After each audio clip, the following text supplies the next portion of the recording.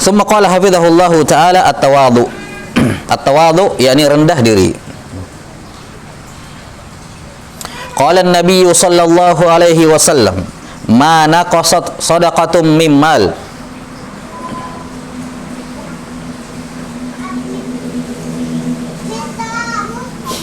Kata Nabi sallallahu alaihi wasallam, "Ma naqasat shadaqatum min mal, wa ma zada Allahu 'abdan bi'afwin illa 'izza, wa ma tawadda'a ahadun lillahi illa rafa'ahu Allah."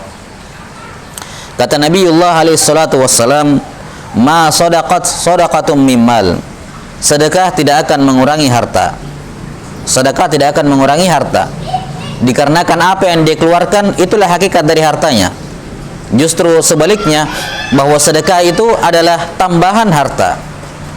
Karena harta yang sebenarnya adalah harta di hari kiamat kelak yang dibawa oleh seorang ke hari kiamat kelak. Adapun harta yang ada di dunia, maka yang dia miliki berupa harta hanyalah apa yang masuk ke dalam perutnya dan apa yang sudah dia pakai. Kata Nabiullah alaihi salatu wasallam dari hadis dalam riwayat Imam Muslim, yaqulu ibnu Adam mali mali. Anak Adam berkata, hartaku, hartaku. Ya, kata Nabiullah alaihi salatu wasallam, padahal dia tidak punya harta kecuali 3. Yang pertama, apa yang dia makan, dan itu pun sudah jadi kotoran. Ya, tidak tersisa, tidak ada yang dipegang. Adapun makanan yang masih tersimpan di kulkasnya, di lemari makannya, itu bukan hartanya. Selama belum masuk ke perutnya, itu bukan hartanya. Kenapa? Karena kalau dia meninggal, ya dia tidak bisa makan itu makanan. Ya kan? Kemudian apa? Harta dia yang kedua adalah pakaian. Itu pun dia sudah usangkan. Ini pakaian yang sudah terbukti dia pakai. Adapun pakaian yang belum dia pakai, yang baru dia beli kemudian belum sempat dia pakai atau baru dia pakai tapi sekali-sekali, ya, maka itu bukan hartanya. Kenapa? Tidak ada jaminan dia bisa memakainya. Tidak ada jaminan dia bisa memakainya. 6. Kalau dia meninggal, maka makanan dan pakaian tersebut diwariskan kepada ahli mayit. Apalagi uang, deposit, tabungan, itu sama sekali bukan harta kita. Ya atau tidak? Bukan harta kita. Apa jaminan kita bisa pakai itu harta di dalam tabungan? Ya. Dan kalau kita meninggal, maka kepemilikan uang tersebut, deposit tersebut berpindah kepada ahli waris. Jadi bukan harta kita sebenarnya, sama sekali bukan. Yang menjadi harta kita apa yang terbukti masuk dalam perut dan apa yang terbukti kita pakai, itu saja. Selain daripada itu, yang belum kita makan, itu bukan menjadi harta kita. Itu bukan menjadi harta kita. Ya. Kemudian kata Nabi SAW, yang amal yang ketiga adalah apa yang dia amalkan. Apa yang dia amalkan dan apa yang dia sedekahkan, dan itulah yang menjadi hartanya. Maka inilah harta yang hakiki. Manusia cuma 3. Apa yang dia sudah makan, apa yang dia pakai, dan apa yang disedekahkan. Apa yang dia sedekahkan. Ya, karena itulah ini yang akan tinggal bersama dia pada hari kiamat. Ya, yang akan tinggal bersama dia di alam kubur ketika keluarga dan hartanya pulang kembali setelah mengantarkan jenazahnya pulang. Ya, yarji usnan wa yabqa wahid. Ya, pulang 2 perkara dan tinggal 1 bersama dia, yaitu amalnya. Sebagaimana yang warid dalam riwayat Imam Muslim dari hadits Anas bin Malik radhiyallahu taala anhu. 6. Dan Nabi SAW pernah berkata kepada Aisyah setelah beliau menyembelih seekor kambing, beliau mengatakan, "Ya Aisyah, bagi-bagikan semua kambing tersebut." Ini hadis diriwayatkan oleh Imam Al-Bukhari dalam Al-Adabul Mufrad, ya, disebutkan oleh Imam Al-Bukhari atau diriwayatkan oleh beliau dalam Al-Adabul Mufrad. "Wahai Aisyah, bagi-bagikan kambing ini." Ya. Bagi-bagikan kambing ini. Kemudian Nabi SAW keluar dari rumahnya. Setelah itu, setelah beliau datang, beliau bertanya, "Wahai Aisyah, apakah semua kambing tersebut sudah dibagikan?" Kata Aisyah radhiyallahu anha, "Ya Rasulullah, semua saya sudah bagikan untuk semua tetangga kita, kecuali 1 pahanya. Tinggal itu yang tersisa untuk kita. Tinggal 1 pahanya yang tersisa untuk kita." Maka kata Nabiullah alaihi salatu wassalam, justru semuanya itu milik kita kecuali pahanya yang belum kamu bagikan itu. Ya. Semuanya milik kita kecuali paha yang belum kamu bagikan. Yani semua yang kamu bagikan itu kepada tetangga, itulah hakikatnya menjadi milik kita, karena itu yang akan kita dapati pada hari kiamat kelak. Adapun paha kambing yang tidak kamu bagikan itu tidak akan menjadi milik kita, karena itu akan habis di sini dan tidak akan kita dapatkan di hari kiamat kelak. Maka kunci Ya, kuncinya kunci untuk memiliki suatu harta di akhirat adalah lepaskan harta itu di dunia. Kalau ada seorang sangat mencintai hartanya di dunia, kalau ada seorang hamba sangat mencintai suatu harta, maka tanda cintanya dia adalah dengan melepaskan harta tersebut di dunia agar dia memilikinya di hari kiamat kelak. Ya, karena kapan dia miliki di dunia, itu hanya akan berhenti di kubur. Ya, akan berhenti di kubur. Dia tidak akan memilikinya di hari kiamat kelak. Karena itulah Nabi Allah Ta'ala berfirman, ya, ketika menurunkan Allah Ta'ala ketika menurunkan ayat lan tanalul birra hatta tunfiqu mimma tuhibbun. Kalian tidak akan mendapatkan kebaikan sampai kalian menginfakkan apa yang kalian cintai. Ya. Apa yang kalian cintai. Jelas ya? Kalian tidak akan mendapatkan yang namanya kebaikan sampai menginfakkan apa yang kalian cintai. Apa yang kalian cintai, bukan apa yang kalian tidak butuhkan. Ya. Allah tidak mengatakan kalian tidak akan mendapatkan kebaikan sampai kalian menginfakkan apa yang kalian tidak butuhkan, sampai kalian menginfakkan kelebihan kalian, sampai kalian menginfakkan barang-barang yang kalian sudah bosan pakai, atau menginfakkan barang-barang yang kamu sendiri tidak suka. Bukan itu. Tapi kalian hanya akan mendapatkan kebaikan kalau kalian menginfakkan apa yang kalian cintai. Lihat ya, kalimatnya tidak akan mendapatkan kebaikan. Ketika mendengarkan ayat ini turun, Abu Talha radhiyallahu taala Abu Talha kalau nggak salah. Abu Talha. Datang kepada Nabi sallallahu alaihi wasallam, lihat bagaimana pengaruhnya Al-Qur'an kepada para sahabat. Bagaimana pengamalan mereka terhadap Al-Qur'an. Langsung, ya. Kata beliau, ya, wahai Rasulullah, sesungguhnya Allah Ta'ala berfirman bahwa saya tidak akan mendapatkan kebaikan, atau kita tidak akan mendapatkan kebaikan sampai kita menginfakkan apa yang kalian cintai. Kata beliau, ya Rasulullah, sesungguhnya saya punya kebun di daerah Bayruha. Itu pembagian yang saya dapatkan. Kata beliau, ini harta yang paling saya cintai, kebun ini. Ya, ini semua harta saya boleh hilang, yang penting jangan ini. Kan begitu. Itu harta yang paling saya cintai. Maka persaksikannya, ya Rasulullah, ini kebun saya peruntukkan untuk Allah Ta'ala. Saya wakafkan untuk Allah Ta'ala. Ya. Kenapa? Karena itu kebun yang paling saya cintai. Dan Allah mengatakan, saya tidak akan mendapatkan kebaikan sampai saya menginfakkan apa yang paling saya cintai. Maka persaksikanlah, ini kebun wakaf untuk Allah Ta'ala. Ya. Bagaimana pengamalan sahabat radhiyallahu anhum terhadap ayat. Maka harta tidak akan, atau sedekah tidak akan mengurangi harta. Justru sedekah merupakan cara menabung harta untuk di hari kiamat kelak. Kemudian dikatakan oleh Rasulullah sallallahu alaihi wasallam, "Wa ma zadallahu 'abdan bi'afwin illa 'izza." Tidaklah seorang hamba memaafkan hamba yang lain kecuali Allah Ta'ala akan menambah kemuliaannya. Maka memberi maaf bukan kehinaan, justru merupakan apa? Kemuliaan bagi orang tersebut. Iya. Ketika ada orang berbuat salah kepada dirinya, ya, ketika ada orang berbuat salah kepada dirinya, kalau dia tidak memaafkan, maka hakikatnya dirinya sama seperti orang tersebut. Ya. Di tingkatan yang sama, karena dia ingin dia ingin melampiaskan sesuatu dalam dirinya yang dia tidak puas kalau dia tidak memaafkan. Dia tidak memaafkan. Maka ini perbuatan tidak memaafkan, walaupun dibolehkan. Sekali lagi, tidak memaafkan boleh kalau memang kezalimannya, ya, memang dia berlaku zalim, itu hak dia. Itu hak dia. Ya. Jelas sampai sini, karena tidak ada masalah. Seorang tidak memaafkan. Ya. Jelas sampai sini ya. Cuman ketika dia maafkan, maka dia telah menurunkan, mengalahkan hawa nafsunya. Dia menjadikan dirinya lebih baik di atas orang yang melakukan kesalahan tersebut dengan memaafkannya. Ketika dia memaafkan orang yang bersalah, maka Allah Ta'ala akan mengangkat derajatnya. Ya. Wa ma tawadhu'a ahadun lillah illa rafa'ahu Allah. Ini syahidnya, tidaklah seorang hamba tawadhu untuk Allah kecuali Allah Ta'ala akan mengangkat derajatnya. Ya, tidaklah seorang tawadhu, merendah diri kepada Allah, rendah diri kepada sesama manusia, tidak sombong, tidak meremehkan orang lain, tidak merasa lebih baik dibandingkan orang lain, tidak merasa atau bahkan tidak yakin, tidak mengakui, ya, bahwa dirinya lebih baik dibandingkan orang lain. Ya. Kecuali Allah Ta'ala akan mengangkat dirinya di dunia dan di akhirat.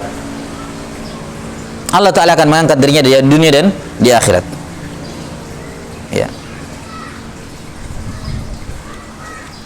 Dikarenakan seorang hamba semakin dia merendah kepada Allah, merendah kepada sesama manusia, maka hakikatnya dia mendekat kepada Allah Subhanahu wa taala semakin tinggi. Ya. Itulah rahasianya. Mengapa ketika seorang sujud, apa? Dia membaca Subhana Rabbiyal A'la. Maha suci Tuhanku yang paling tinggi. Kenapa? Karena semakin sujud dia, semakin dekat dia dengan Allah Subhanahu wa taala yang maha tinggi.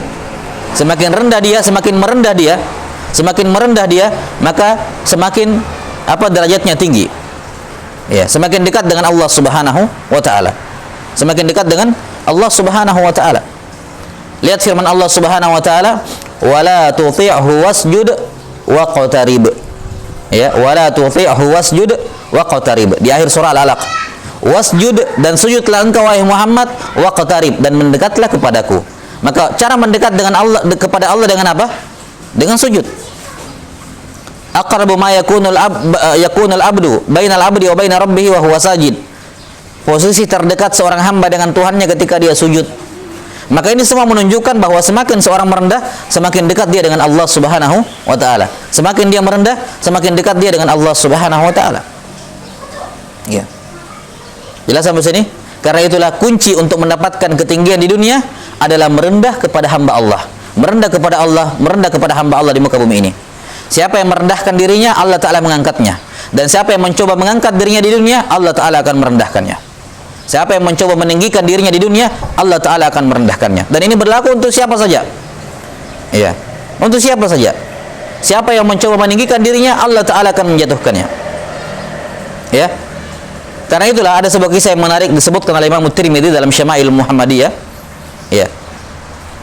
Bahwa ada seekor onta milik Nabi sallallahu alaihi wasallam. Namanya Al-Qaswa. Ada beberapa riwayat, ada yang mengatakan Al-Qabba dan semacamnya. Yang jelas ini onta ada namanya. Ini ontanya Nabi sallallahu alaihi wasallam tidak pernah kalah dalam lomba onta, ya, lomba lari onta. Semua onta-onta di Madinah sudah tahulah.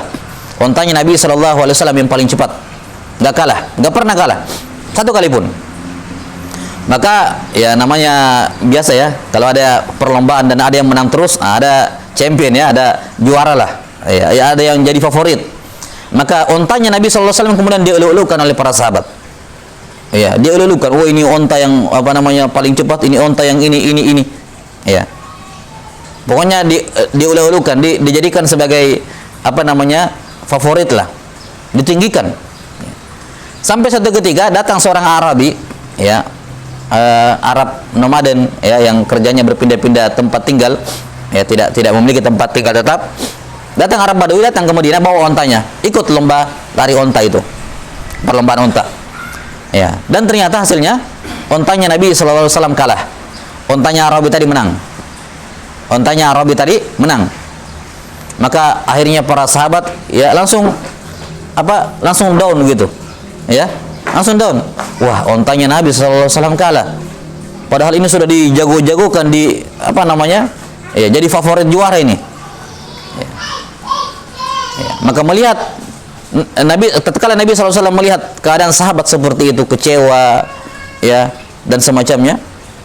Kemudian Nabi sallallahu alaihi wasallam mengungkapkan hikmah dari kalahnya onta beliau. Kata beliau, innahu haqqun 'ala Allah. Ya, atau innahu haqqan 'ala Allah alla yurfa syai'un min amri dunya illa wada'ah. Atau kama qala alaihi salatu wassalam.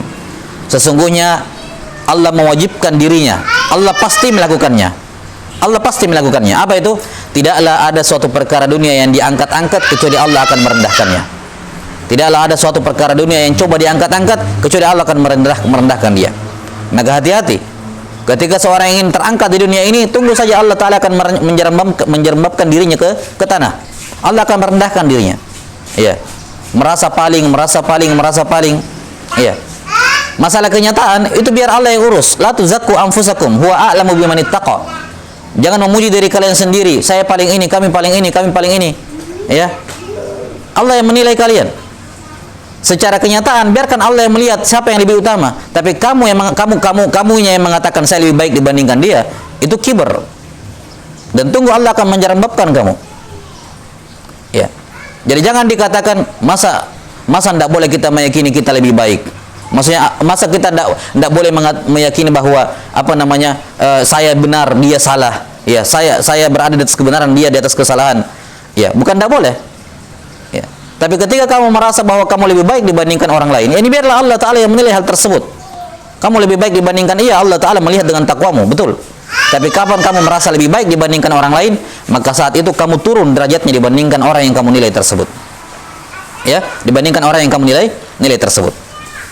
Jelas sampai sini? Baik. Maka ini hal yang harus diperhatikan. Kuncinya, siapa yang ingin tinggi di akhirat, rendahkan diri di dunia. Rendahkan diri di dunia. Ya, jangan ingin kemudian apa? Berada di atas. Ya. Syukur. Jangan ingin berada di atas. Karena itu merupakan sebab kerendahan. Ya, dan lihatlah apa yang Allah Ta'ala lakukan terhadap semua jabbarin, al-jababira, orang-orang yang menyombongkan diri di dunia. Ya. Dengan maksud berbangga. Ya. Ketika ada seorang Muslim dan Yahudi saling memukul, ya, berkelahi gara-gara Yahudi mengatakan Musa lebih baik dibandingkan semua manusia, ya, wallahi alladzi istafa Musa ala alamin, kata Yahudi tersebut. Saya bersumpah demi Allah yang telah memilih Musa di atas seluruh alam semesta, yakni di atas seluruh manusia. Maka seorang Muslim tersebut mengatakan, kamu mengucapkan itu sementara Nabi Muhammad SAW masih hidup di tengah kami, atau Nabi Muhammad SAW ada, maka dipukullah Yahudi tersebut.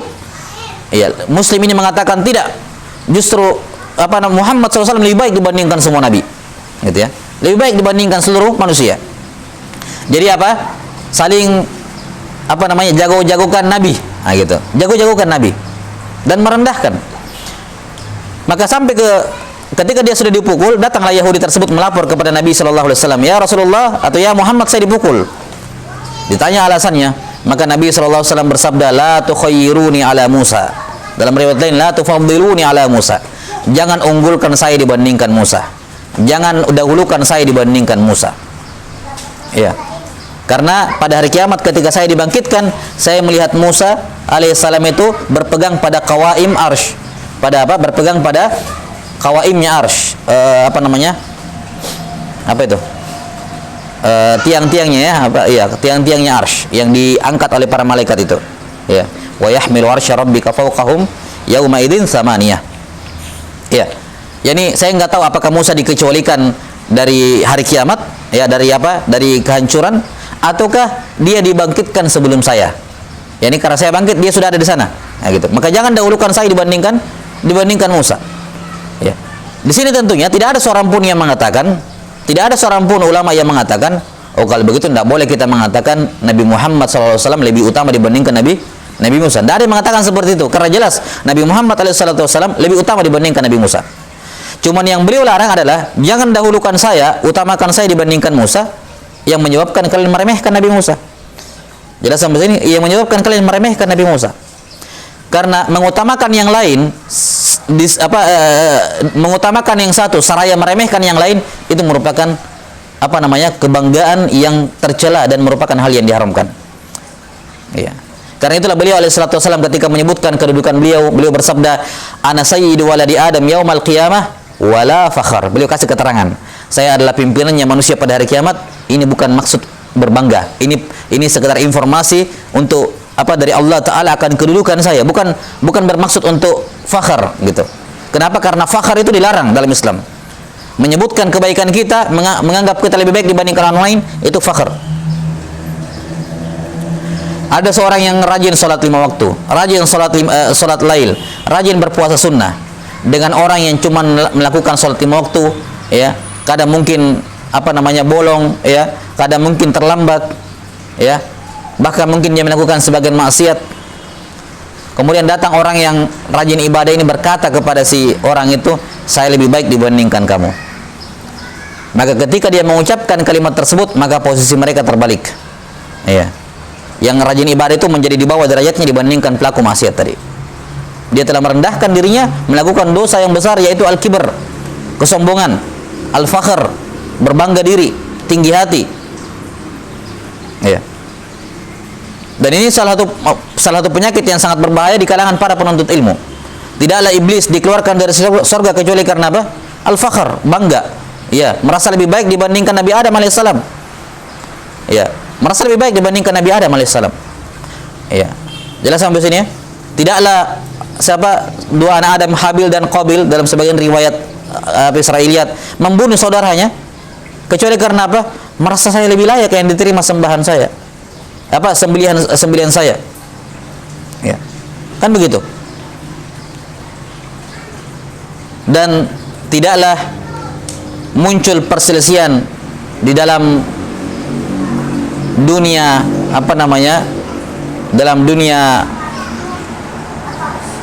dakwah, ya, persaingan yang tidak sehat antara penuntut ilmu sesama penuntut ilmu, persaingan yang tidak sehat antara sesama pengajar, antara sesama ustadz, antara sesama syekh, antara sesama alim ulama, antara sesama kiai, antara sesama muballigh, duat, ya, kecuali sebabnya adalah karena ini sebagian merasa lebih baik dibandingkan yang lain. Dan kapan dia sudah merasa lebih baik dibandingkan lain, maka itu akan membuka pintu-pintu berikutnya, pintu-pintu dosa berikutnya. Tidak objektif, ya. 6. Dan seterusnya dari perkara yang ma'ruf lah di tengah-tengah dalam masalah ini. Dan ini enggak usah kita jangan terlalu naif untuk menafikan hal-hal seperti ini. Ya. Jangan terlalu naif untuk menafikan hal-hal bahwa banyak perselisihan di kalangan penuntut ilmu dan para duat itu karena faktor itu. Jangan naif untuk menafikan hal seperti itu. Kenapa? Karena jangankan kita orang belakangan, di zaman dahulu saja ada. Di zaman dahulu saja ada. Kita lihat bagaimana fitnah yang menimpa Imam Al-Bukhari rahimahullah, fitnah yang menimpa Imam An-Nasai rahimahullah, fitnah yang menimpa Imam Ahmad rahimahullah. Ya. Sebab-sebabnya dari awal apa? Masalah ini. Masalah lebih baik dibandingkan orang lain. Dia cemburu ketika lebih banyak orang yang menghadiri majelis orang lain, pengajar yang lain, dan seterusnya. Nah, ini perkara yang tidak bisa dipungkiri. Walaupun tentunya kita katakan tetap saja ada ikhtilaf yang mu'tabar, ya, perselisihan yang memang karena ranah ilmiah, tapi juga kita tidak bisa kita nafikan bahwa ada hal-hal yang seperti ini menunggang di atas perselisihan. Maka jalan yang terbaik untuk menghilangkan perselisihan atau meminimalisir perselisihan di antara umat ini adalah apa? Hendaknya setiap orang sadar diri tentang keadaan dirinya. Iya. 6. Setiap orang lebih tahu tentang dirinya setelah Allah, lebih tahu tentang dirinya. Ya. Dosa apa yang pernah dia lakukan ketika dia sendirian, apa yang dia sudah pernah lakukan di zaman-zaman yang lampau. Ya, dia harus ingat kapan dia berpikir bahwa dia lebih baik dengan orang lain, dia ingat semua dosa yang telah berlalu. Ya, itu akan menurunkan egonya, menghancurkan kesombongannya. Menghancurkan apa? Kesombongannya. Nah, maka ketika setiap manusia, setiap penuntut ilmu, setiap dai, setiap kaum muslimin merujuk kepada dirinya masing-masing ke dalam hatinya dan mengetahui kondisinya, maka insyaallah taala tidak akan ada tanafus, ya, persaingan yang tidak sehat di antara mereka. Ya, tidak ada iri hati di antara mereka. Jelas ya? Wallahu taala alam bissawab. Baik, maka tawadhu. Ya, siapa yang ingin ditinggikan oleh Allah taala, maka kamu rendah hati di dunia. Dan siapa yang mencoba mengangkat dirinya di dunia, Allah akan rendahkan dia. Jangankan manusia, onta tadi ketika dicoba ditinggikan, Allah rendahkan. Allah rendahkan. 6. Wallahu taala alam bissawab.